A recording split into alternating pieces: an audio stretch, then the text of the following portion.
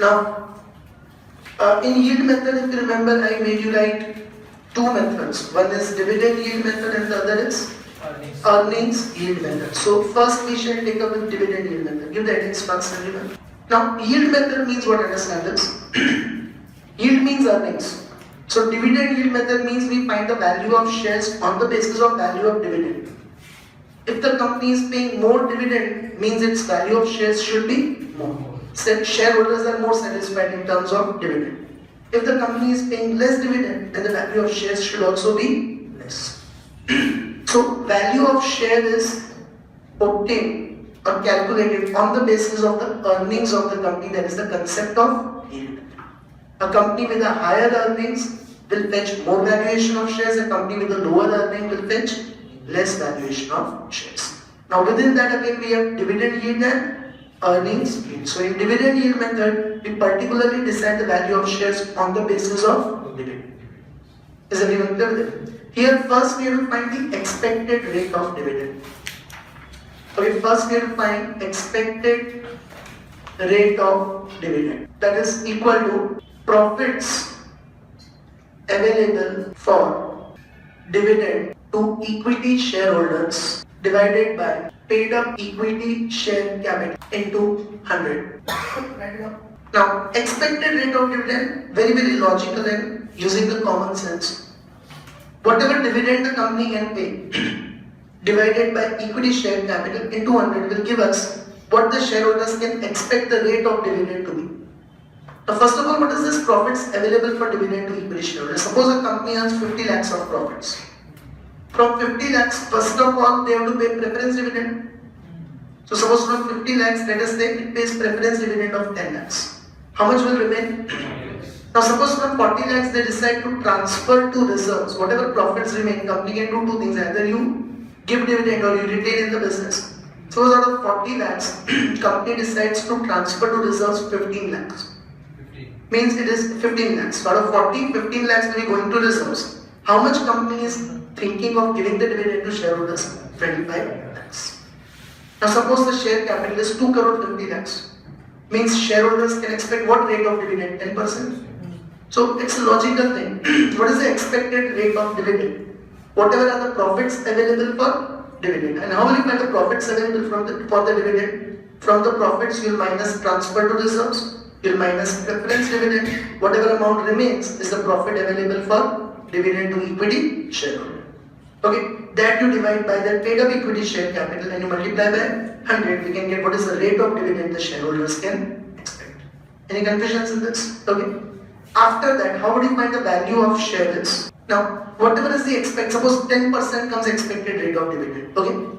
In the market, the normal rate of dividend and normal rate of return of similar businesses is 8%.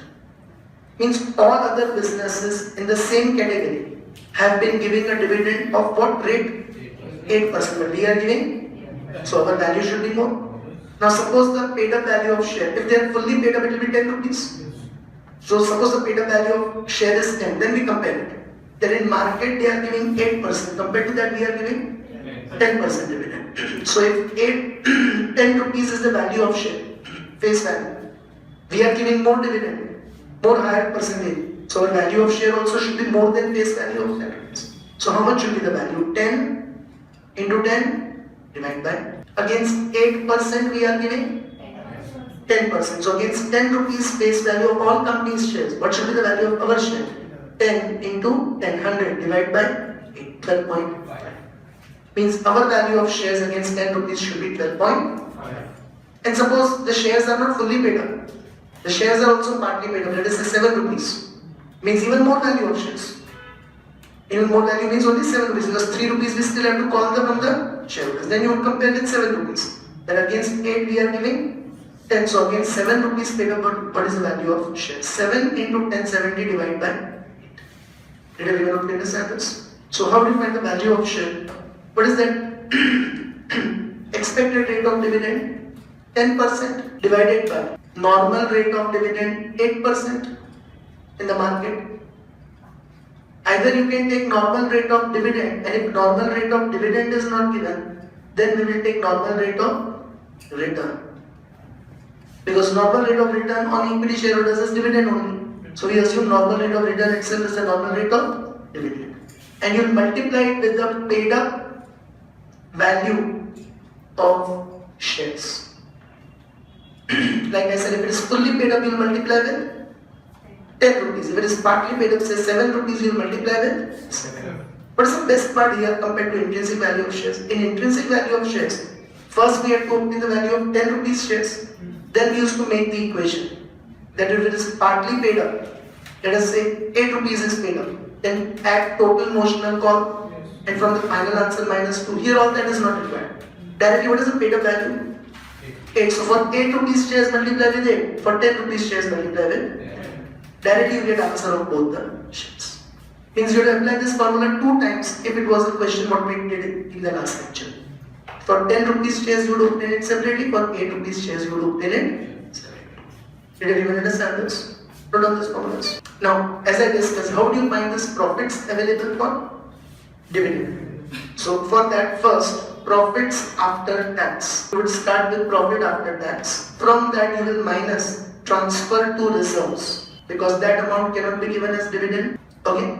Further you would minus preference dividend because we are finding the profits available as dividend to which shareholders?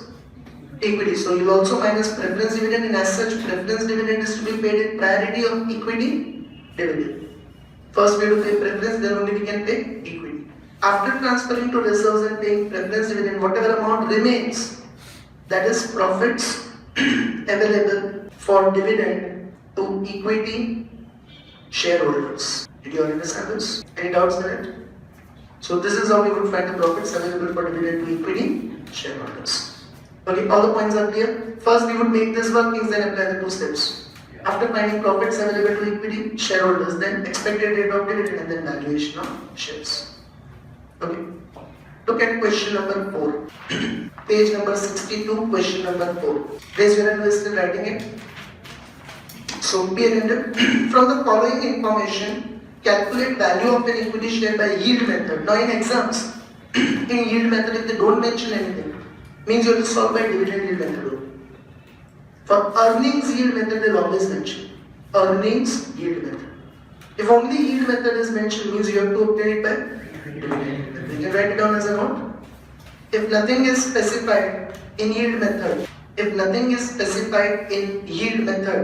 then dividend yield method should be used. Okay, if nothing is specified in yield method, then dividend yield method should be used. Understood that? Now see here. From the following information, calculate the value of an equity share by yield method. The paid up share capital of a company consists of 1015% preference shares of 100 each. What can we get from this relevant for our purpose? Preference dividend. What would be the amount of preference dividend? No. 1000 preference shares of 100 each means 1 lakh is the value of preference shares. How can 3 lakh be the dividend?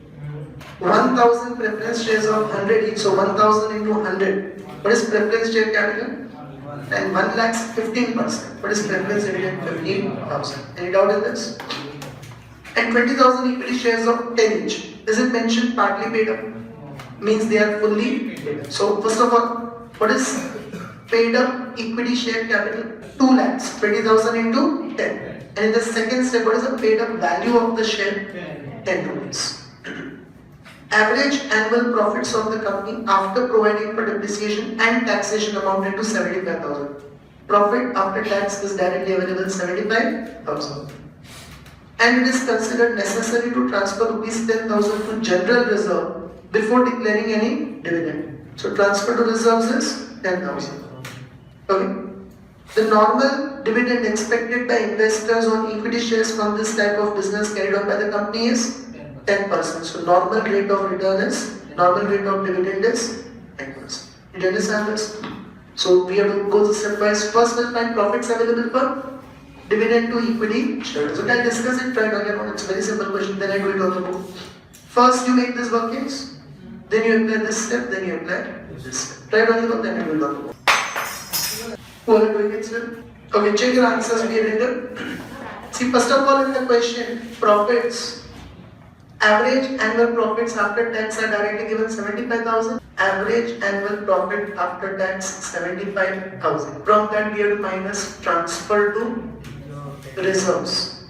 That is 10,000. Further we have to minus preference dividend. Now in this question, 1,000 preference shares of rupees, 100 each, and dividend is 15%, so that comes to 15,000. 75 minus 25, 50,000 is profits available for dividend to equity shareholders.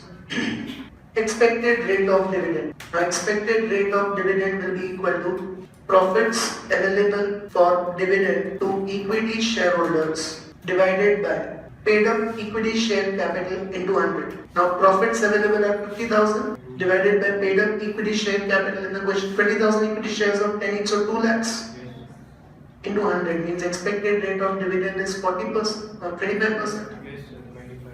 Okay, our company's shareholders can expect a dividend of 25%. Now normal rate of return is only 10% in the market. So value of share will be equal to expected rate of dividend divided by normal rate of dividend into paid up value of equity share. So expected rate of dividend 25%, normal rate of dividend is, and paid up value is also 25 rupees. Hope you get it right. Earnings yield method. Now see, what we do in earnings yield method is understanding. We take the total earnings of the company. When I say total earnings of the company means, we take the earnings of the company considering everyone's investment. Like this is the earnings of the company only taking the investment of equity share. If equity shareholders have invested the money, then what are the earnings they get? Dividend. Now suppose in the investment I take equity shareholders investment also, preference shareholders investment also, and all the creditors investments also, long-term liabilities, debentures, bank loan from financial institution, they are also taken into consideration. In the investment, I take everyone's money which has been invested in the company, owner's money also, creditor's money also. Then in the numerator, I have to take earnings also which I am getting by investing all that money. Like this is the return I am taking which I am getting by investing equity's money. So if in the investment I take equity shareholders money also, preference shareholders money also, creditors money also, then in the numerator I should take that profits which are earned by investing entire bulk of money, kitty of money which I have obtained from equity, preference as well as creditors. So what is that earnings? Okay, as per that concept, formula pattern will remain same. But here, how would you find expected rate of earnings instead of dividend? Earnings. Since we take everyone's investment, we will take profits after tax, but before interest. Before paying interest on debentures, term loan, etc., whatever profits company has earned, there is a total profits company has earned by investing everyone's money. Okay, but why do we take it after tax? Because tax is compulsory, you have to pay it to the government. So we take profit after tax, but before interest. Because before interest would be the profit earned by the company by investing everyone's money. If I want to know what has company earned by investing equity and preference shareholders money, then I'll simply take profit after tax. Then I'll not take it before interest. Because then by investing their money, I have to subtract interest that I have to pay to creditors. So after paying to the creditors interest, whatever amount remains, that is the money remaining for whom? Equity shareholders and preference shareholders. But what are the profits available for equity shareholders, preference shareholders as well as creditors? The total profits of the company which are before.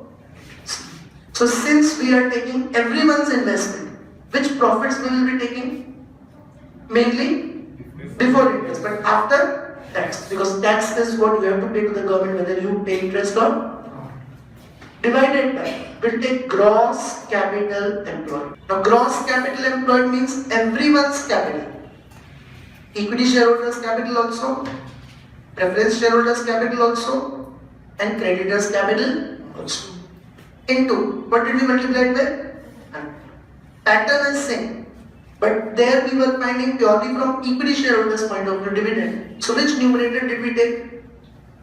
Profits available for dividend to equity. Here we are taking everyone's investment. So what numerator do we take? Profit after tax but before interest. Then second step also exactly same, value of share. How would you find the value of share in this situation? Expected rate of earnings divided by normal rate of earnings, and if normal rate of earnings is not given, we will take normal rate of, so normal rate of earnings or normal rate of return into paid up value of equity share. Now the question is how to find these two things. Okay, how to find profits available for, profits after tax but before interest. First we would start with profit before interest and tax. What is this PBIT? Profit before interest and tax. First we will minus interest. What will we get? Profit before tax. Then you will minus tax. What will you get? Profit after tax. Then you will add back the interest. Then you will add back this interest. So what you will get is profits after tax but before interest. Now the question arises, why do we minus the interest if you have to add it at the end? Because if you don't do that, then correct tax amount cannot be obtained. Interest is a tax deductible expense. First you have to minus it so that you find out what is the actual tax we are paying to the government. And then since we need the profits before interest, as we are taking everyone's investment, so we add back that interest and tax. So we get profit after tax but before interest. So the reason of subtracting it first is, if you don't subtract it, you cannot get the correct amount of tax. Since interest is a tax deductible expense, to get the amount of tax first we subtract it. But since everyone's investment is taken, then we add back interest. Means this would be the profits available to be distributed between everyone. From this we will pay to creditors interest. Then from this we will pay to preference shareholders dividend. Then from this we will pay to equity shareholders dividend also. So these are the profits available for everyone.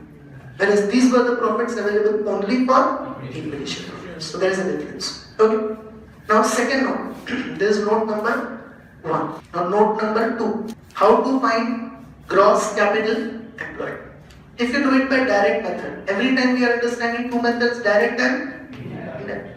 Then direct method you will take equities capital also, preference capital also, and creditors money also. In equities capital we take equity share capital plus reserves and surplus minus what? Other non-current assets. This is whose investment in the business? Equity shareholders. Okay, but in gross capital employed we will include equity shareholders investment also. Preference. So further we will add preference share capital, and we also have to include creditors investments. Will add long-term debts, long-term borrowings. In final accounts, you remember we used to have non-current liabilities first item. All that long-term borrowings you will add. So this is everyone's money which is invested in the company. What you get here is gross capital employed. But then instead of direct method we always use, because here then every assets and liabilities, profits and losses have to be added and subtracted separately. Now whenever we use indirect method, whatever we don't take in direct method, those assets are added, and whatever we don't take in direct method, those liabilities are subtracted. So assets you will add all except non-current. You'll add goodwill also, you'll add non-trade investments also. So fair value of all assets. When I say all assets, exactly like intrinsic value, it will include trade, non-trade, as well as goodwill. But it will not include other non-current assets. But from that, we used to minus fair value of external liabilities, but that external liabilities include long-term borrowings also. Now when you include long-term borrowings in direct method, you cannot include in indirect method. In short, here you will subtract only current liabilities. Long-term borrowings cannot be subtracted, so here you will subtract only current liabilities, and what you will get is gross capital employed. So we will be preferably using which method? Indirect method. By indirect method, how can you find the gross capital employed? Fair value of all assets, but earlier we used to minus all external liabilities, long term as well as short term. Now you will minus only current liabilities. Did everyone understand this? And complete portion.